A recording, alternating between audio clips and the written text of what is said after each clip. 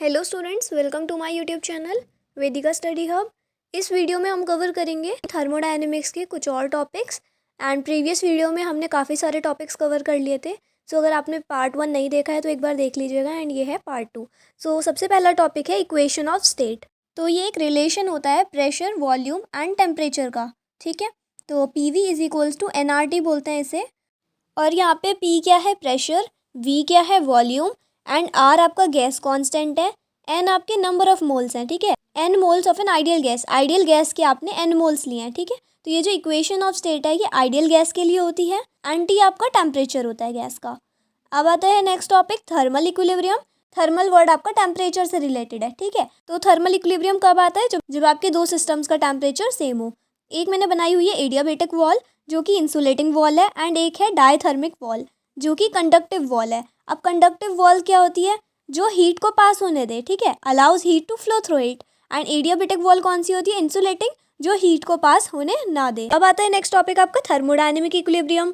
तो thermodynamic equilibrium के लिए आपको 3 वेरिएबल्स याद रखने हैं, प्रेशर, वॉल्यूम एंड टेम्परेचर। ये कैसे वेरिएबल्स हैं, मैक्रोस्कोपिक वेरिएबल्स हैं। अगर ये टाइम के साथ चेंज नहीं होंगे तो आपका सिस्टम क्या होगा, थर्मोडायनेमिक इक्विलिब्रियम स्टेट में होगा। जो आपका सिस्टम है अगर वो थर्मोडायनेमिक इक्विलिब्रियम में है तो इसे आप कब कहोगे कि वो थर्मोडायनेमिक इक्विलिब्रियम में है, जब जो मैक्रोस्कोपिक वेरिएबल्स हैं। मैक्रोस्कोपिक वेरिएबल्स कौन से होते हैं, आपके प्रेशर, टेम्परेचर एंड वॉल्यूम। ठीक है, तो ये जो आपके मैक्रोस्कोपिक वेरिएबल्स हैं ये किसको बताते हैं, सिस्टम की थर्मोडायनेमिक स्टेट को बताते हैं। अगर ये टाइम के साथ चेंज नहीं होंगे तो वो सिस्टम आपका थर्मोडायनेमिक इक्विलिब्रियम में होगा। अगर टाइम के साथ चेंज होगा तो फिर वो इक्विलिब्रियम मेंटेन नहीं रहेगा। ठीक है, तो अगर प्रेशर, वॉल्यूम एंड टेम्परेचर आपके चेंज नहीं होते टाइम के साथ तो फिर स्टेट कौन सी होगी, थर्मोडायनेमिक इक्विलिब्रियम। अब जो आपके थर्मोडायनेमिक इक्विलिब्रियम है वो पोजेस करते हैं कुछ टाइप के इक्विलिब्रिया। लाइक आपका सबसे पहले है मैकेनिकल इक्विलिब्रियम। तो मैकेनिकल इक्विलिब्रियम कौन सा इक्विलिब्रियम है, जिसमें आपका कोई भी अनबैलेंस्ड फोर्स ना हो सिस्टम और सराउंडिंग के बीच। ठीक है, तो अगर बैलेंस्ड होगा तो मैकेनिकल इक्विलिब्रियम।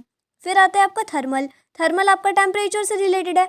तो थर्मल इक्विलिब्रियम मैंने अभी आपको समझाया था, अगर दो सिस्टम्स के बीच आपका टेम्परेचर सेम है तो फिर वो सिस्टम्स क्या है, थर्मल इक्विलिब्रियम में है। ऐसे ही आपका केमिकल इक्विलिब्रियम, अगर केमिकल रिएक्शन या डिफ्यूजन की वजह से सिस्टम के इंटरनल स्ट्रक्चर में कोई भी स्पॉन्टेनियस चेंज नहीं आता तो फिर सिस्टम किस में होगा, केमिकल इक्विलिब्रियम में होगा।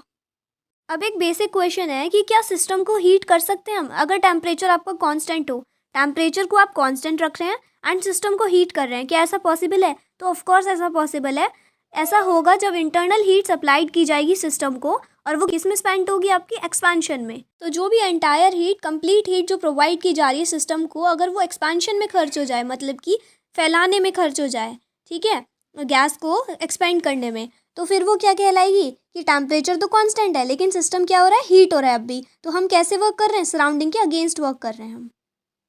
तो अब आपका डिफरेंस गिवन है हीट एंड टेम्परेचर के बीच। तो हीट क्या होती है, ये मैंने आपको बताया था प्रीवियस वीडियो में कि हीट एक फॉर्म है एनर्जी की जो कि फ्लो करती है हायर टेम्परेचर से लोअर टेम्परेचर की तरफ। ठीक है, अगर हम दो बॉडीज़ को आपस में कांटेक्ट में रखें तो जो हायर टेम्परेचर की बॉडी होगी वहाँ से लोअर टेम्परेचर की बॉडी में आपकी हीट फ्लो करेगी। तो टेम्परेचर क्या है आपका, तापमान, डिग्री ऑफ हॉटनेस और coldness of a molecules in a substance. तो आपकी हीट की ऐसा यूनिट क्या होती है, जूल, एंड टेम्परेचर की केल्विन। एंड यूनिट्स, अगर आप नॉर्मल यूनिट्स की बात करें लाइक CGS यूनिट्स भी होती हैं, तो आपकी हीट की यूनिट्स कौन कौन सी हो सकती हैं, जूल्स, कैलोरीज, एंड टेम्परेचर की Fahrenheit, Celsius and Kelvin. Symbol क्या है, हीट का सिंबल आपका Q है एंड टेम्परेचर का सिंबल आपका T है। एबिलिटी टू डू वर्क, अब एबिलिटी क्या है, तो ये जो हीट है आपकी, it has the ability to do work. Heat एक फॉर्म है एनर्जी का। ठीक है, तो हम इसमें क्या बोलते हैं कि एबिलिटी है, काम करने की क्षमता है। लेकिन जो आपका टेम्परेचर है it can be use to measure the degree of heat. Heat की डिग्री को नापने के लिए टेम्परेचर का हम इस्तेमाल करते हैं। तो ये अब आपका मेन टॉपिक है जीरोथ लॉ ऑफ थर्मोडायनेमिक्स। अब इसको इजी फॉर्म में समझो, आपके दो सिस्टम है, एक सिस्टम ए है, एक आपका सिस्टम बी है। ठीक है, तो जो आपका ए सिस्टम है वो थर्मल इक्विलिब्रियम में है सी के साथ। ठीक है, और जो आपका बी सिस्टम है वो थर्मल इक्विलिब्रियम में है सी के साथ। अब थर्मल इक्विलिब्रियम में कौन से होते हैं, तो वो दो सिस्टम जिनका टेम्परेचर सेम हो। लाइक आपका ए का और सी का टेम्परेचर सेम है एंड बी का और सी का टेम्परेचर सेम है। तो जब आपका ए और सी का सेम है, बी और सी का सेम है, तो आपका ए और बी का टेम्परेचर भी तो सेम हो जाएगा। तो ए और बी भी आपस में क्या आ जाएंगे, थर्मल इक्विलिब्रियम में आ जाएंगे। ठीक है, तो यही ये लॉ बताता है कि अगर आपका ए और सी आपस में इक्विलिब्रियम में है, बी और सी आपस में इक्विलिब्रियम में है, तो ए और बी भी आपका इक्विलिब्रियम में हो जाएगा। तो देखो इसका एक डायग्राम है, उससे पहले लिखा है कि एक फिजिकल क्वांटिटी जो बताती है कि सिस्टम आपके इक्विलिब्रियम में है या नहीं, तो वो क्या है, टेम्परेचर।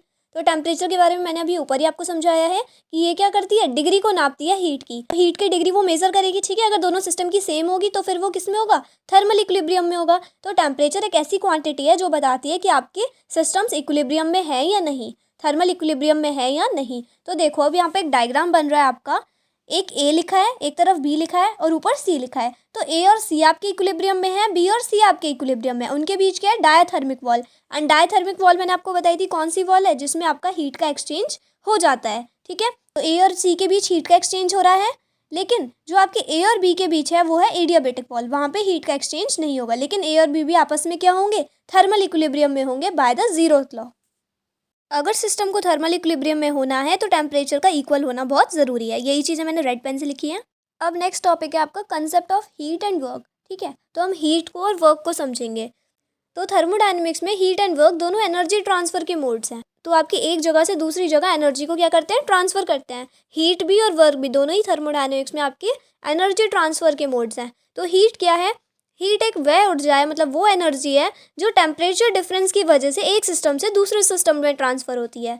तो सबसे पहला पॉइंट लिखा है, heat can not be stored. आपकी हीट को स्टोर नहीं किया जा सकता।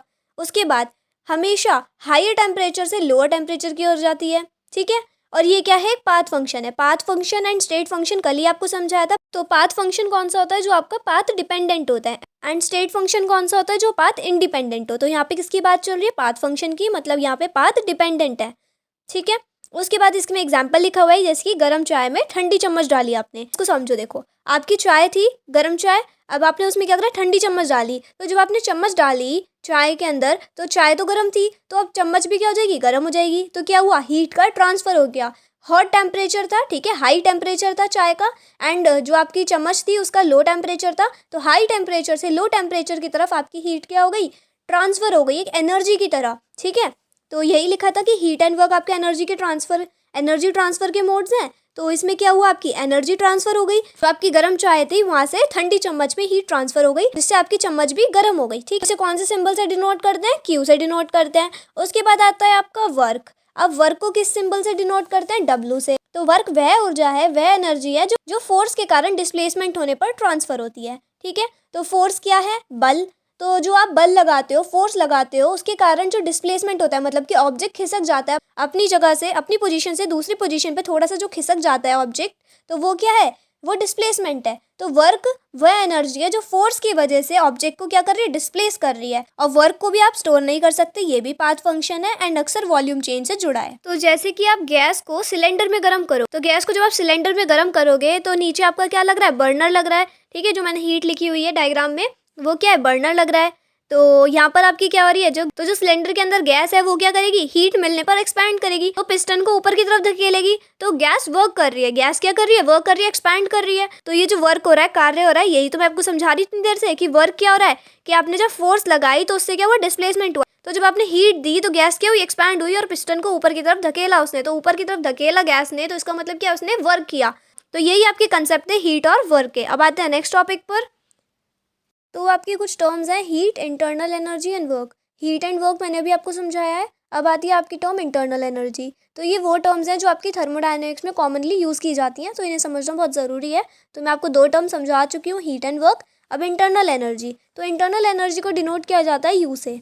ठीक है, तो इंटरनल एनर्जी क्या है, सिस्टम की टोटल एनर्जी बोलते हैं हम इंटरनल एनर्जी को, कि जो सिस्टम है हमारा उसकी जो टोटल एनर्जी है, लाइक उसमें काइनेटिक एनर्जी, पोटेंशियल एनर्जी, जब सारी एनर्जीज को हम इंक्लूड कर दें मॉलिक्यूल्स की, फिर हम उसे बोलेंगे internal energy of a system. ठीक है, तो जो एनर्जी स्टोर्ड होती है वो होती है आपकी पोटेंशियल एनर्जी, एंड जो एनर्जी आपकी मॉलिकुलर मोशन की वजह से होती है वो आपकी होती है काइनेटिक एनर्जी। तो आप काइनेटिक एनर्जी बोलोगे एंड पोटेंशियल एनर्जी। ठीक है, तो इन्हीं के अंदर इंक्लूड हो जाते हैं आपके motions like translational motion, rotational and vibrational motion of the molecules kinetic के अंदर। एंड जो एनर्जी आपकी मॉलिकुलर कॉन्फिगरेशन की वजह से होती है, मतलब स्टोर्ड की वजह से एनर्जी स्टोर्ड, तो वो होती है आपकी पोटेंशियल एनर्जी।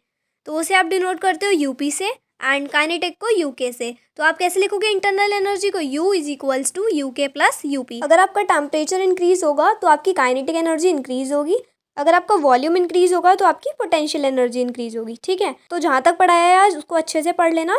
तो इन्हीं कंसेप्ट पे बेस्ड है आपका internal energy of an ideal gas. So इसे हम पढ़ेंगे नेक्स्ट वीडियो में।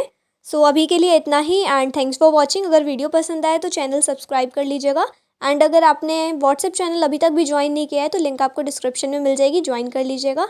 Bye guys.